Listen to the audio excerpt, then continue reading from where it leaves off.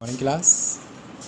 Back video में हमने 5th chapter complete कर लिया। 6th चैप्टर स्टार्ट कर रहे हैं, स्क्वायर एंड स्क्वायर रूट्स।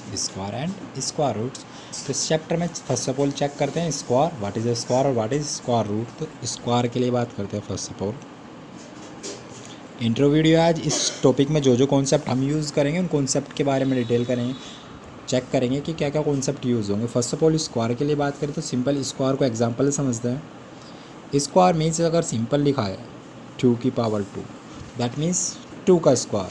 तो 2 का स्क्वायर कितना होगा? Square means 2 multiply 2। जिस भी नंबर का स्क्वायर बोले उसी नंबर से कितने टाइम मल्टीप्लाई करेंगे। स्क्वायर मीन्स उसी नंबर से 2 टाइम मल्टीप्लाई, तो 2 2 जा 4। अगर उसने एग्जैक्ट कहा है 3 का स्क्वायर तो 3 multiply 3 is equal to 9।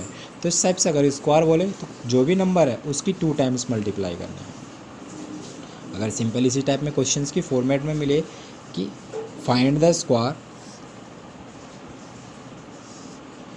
Find the square of 5, find the square of 5। तो 5 का स्क्वायर कैसे फाइंड करेंगे? 5 की 2 टाइम मल्टीप्लाई 5 स्क्वायर, तो 5 मल्टीप्लाई 5 इज इक्वल टू 25। तो इस टाइप से हम स्क्वायर चेक करेंगे। तो स्क्वायर के लिए आपको ज़्यादा स्क्वायर से याद नहीं करने हैं, आपको 1 से 10 तक के स्क्वायर लर्न होने चाहिए। 1 का स्क्वायर 1, 2 का स्क्वायर 4, 3 का स्क्वायर 9, 4 का स्क्वायर 16, 5 का स्क्वायर 25, 6 का स्क्वायर 36, इसी टाइप से 7 का स्क्वायर 49, 8 का स्क्वायर 64, 9 का स्क्वायर 81 और 10 का स्क्वायर 100। तो इस टाइप से ये स्क्वायर आपको कंपलसरी लर्न होने चाहिए। अगर लर्न नहीं है तो आप इनको लर्न कर सकते हो। अगर आपको मोर देन 10 लर्न है तो अच्छा है, बट मोर सफिशेंट है कि 10 तक तो आपको लर्न होने ही चाहिए, क्योंकि 10 तक के स्क्वायर यहाँ पे एक्सरसाइज में इस चैप्टर्स में यूज़ होंगे।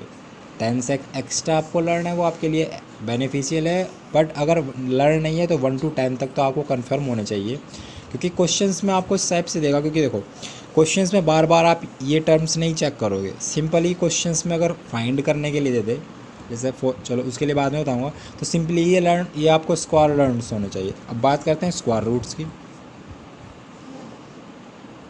स्क्वायर रूट्स, तो स्क्वायर रूट क्या होंगे? सेम अगर मैंने लिखा है अंडर रूट की फॉर्म में, जैसे ये इस सिंबल्स को हम क्या बोलते हैं? रूट।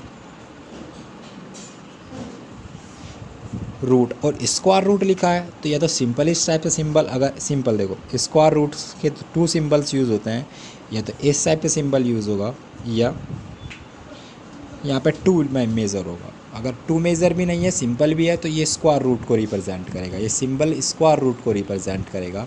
अगर इस टाइप से लिखा है, यहाँ पे 3 लिखा है, तो ये क्यूब रूट को रिप्रेजेंट करेगा। ये किसको रिप्रेजेंट करेगा? क्यूब रूट को। ये नेक्स्ट चैप्टर में पढ़ेंगे। अभी आपको स्क्वायर रूट समझना है, तो ये सिंबल स्क्वायर रूट को रिप्रेजेंट करेगा। जैसे फॉर एग्जाम्पल लिखा है अंडर रूट 4, या तो मैं इसको इस टाइप से लिखूँ, या यहाँ पे 2 मेज़र करो और 4। तो मुझे पता है 4 के फैक्टर क्या होंगे? 2 मल्टीप्लाई 2। तो मेरे पास जो 2 पेयर्स बनते हैं, 2 का मैं पेयर बनाऊंगा, उस पेयर में से 1 आउट आ जाएगा, तो ये अंडर रूट कैंसिल हो जाएगा। तो यहाँ पे वैल्यू क्या आ जाएगी? 2। क्लियर है? इसी टाइप से अगर आप अंडर रूट में इस ऐसे लिखा है कि 16 लिखा है, तो 16 के फैक्टर आपको पता है 4 मल्टीप्लाई 4, तो इसकी वैल्यू कितनी आएगी? 4। क्लियर है?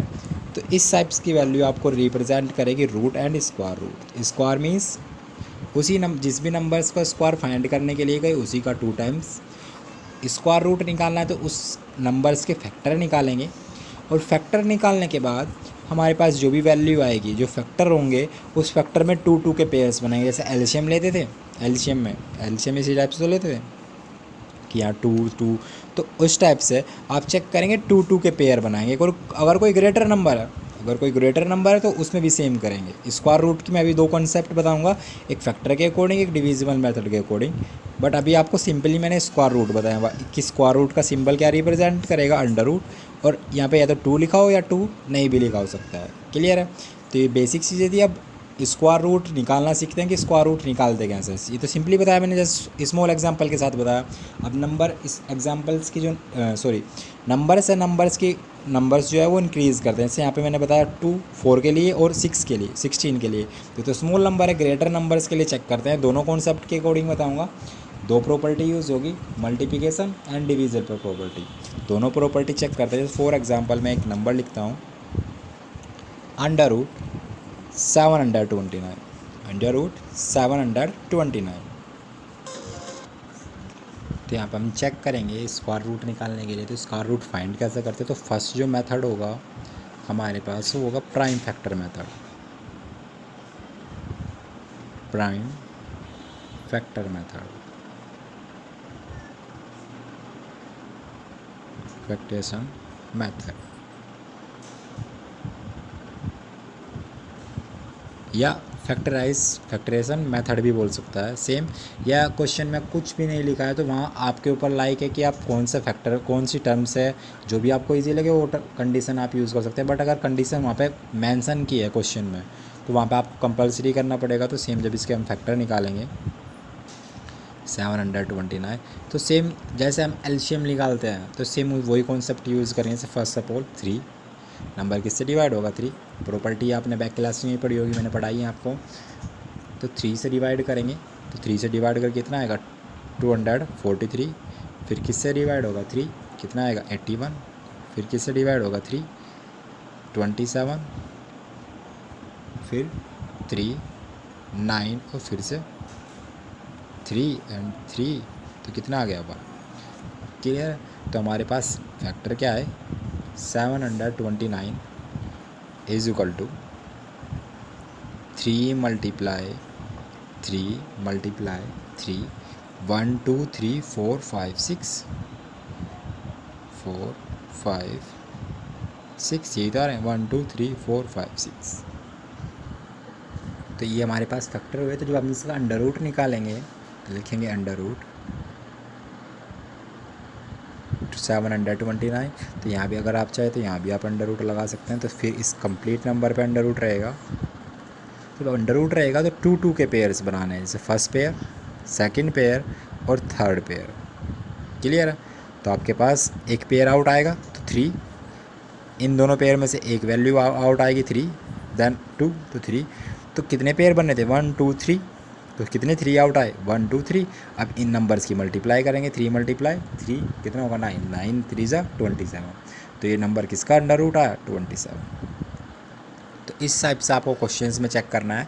फर्स्ट ऑफ ऑल हम फैक्टर निकालेंगे और उनसे हमेशा ध्यान रखना कंडीशंस क्या है, प्राइम नंबर्स यूज़ करना है। कभी ऐसा नहीं करना है कि इस नंबर को मैं डायरेक्ट 9 से यूज़ कर रहा हूँ, हमें प्रॉब्लम आएगी। आप स्मॉलेस्ट नंबर यूज़ करने, फर्स्ट ऑफ ऑल 2 3 4 5 6 7 8 इस टाइप से यूज़ करेंगे। तो 3 से यूज़ करेंगे इस टाइप से। और पेयर्स बनाने हैं, फर्स्ट पेयर, सेकंड पेयर और थर्ड पेयर। और पेयर में से एक एलिमेंट आउट आ जाएगा। अगर यहाँ पे 3 है, अगर कोई एलिमेंट नहीं है, अगर कोई एलिमेंट ग्रेटर है, जैसे फॉर एग्जांपल यहीं पे इंक्रीज करते हैं, मेरे पास अंडर रूट में कितनी टर्म्स थी, अंडर रूट में जो टर्म्स थी वो 6 टर्म्स थी।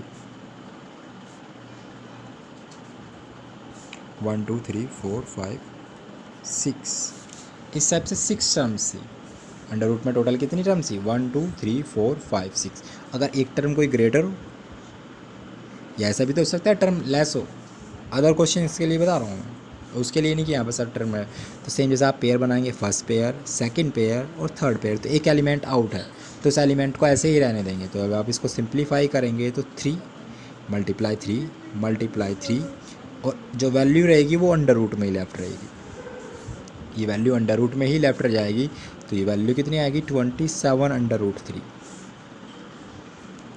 क्लियर है। तो कोई ऐसा एलिमेंट जिसमें एक टर्म एक्स्ट्रा आ रही है, ऐसा हो सकता है एक एलिमेंट कम आए तो तब भी सेम कॉन्सेप्ट होगा।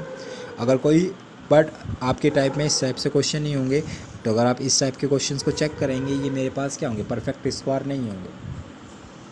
क्वेश्चंस परफेक्ट और अनपरफेक्ट स्क्वायर्स के होते हैं, पर तो ये मेरे पास जो भी वो नंबर होगा वो परफेक्ट स्क्वायर नहीं होगा, क्योंकि अंडर रूट में वैल्यू नहीं आएगी। तो इस टाइप से आपको चेक करना है। मैंने आपको कंडीशंस, वो एक्स्ट्रा कंडीशंस भी बता दी कि अगर कोई पेयर से आउट है तो उसको वो वैल्यू अंडर रूट में ही रहेगी। और जो पेयर्स बन रहे हैं तो उसमें से एलिमेंट में से एक टर्म आउट आ जाएगी। जैसे 2 का पेयर बना, 2 का पेयर बना और 2 का पेयर बना, तो इन 2 के पेयर्स में से एक 3 आउट आ जाएगा, इस 2 के पेयर्स में से एक 3 आउट, इसमें से एक 3 आउट। बट एक 3 ऐसा है जिसमें मेरे पास पेयर्स नहीं है, तो वो ऐसे ही लेफ्ट जाएगा। तो ये नंबर्स मेरे पास क्या है, परफेक्ट स्क्वायर नहीं है। तो सेम यही ध्यान रखना है कि नंबर परफेक्ट स्क्वायर है या नहीं है। अगर परफेक्ट स्क्वायर नहीं है तो वहाँ पर मैं number is not perfect square. Clear है?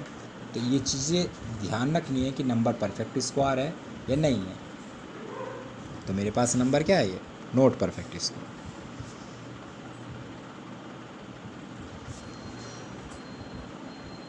Not perfect square. क्लियर है? तो आज यहीं तक ही रखते हैं। कल इसकी सेकंड प्रॉपर्टी चेक करेंगे और ये कंडीशंस भी चेक करेंगे कि हम कैसे डिफाइन करेंगे कि विच नंबर इज़ परफेक्ट और which number is not perfect square. Clear है? तो आज यहीं तक रहने देते हैं, मिलते हैं नेक्स्ट वीडियो में नेक्स्ट क्वेश्चन के साथ। तब तक के लिए बाय बाय।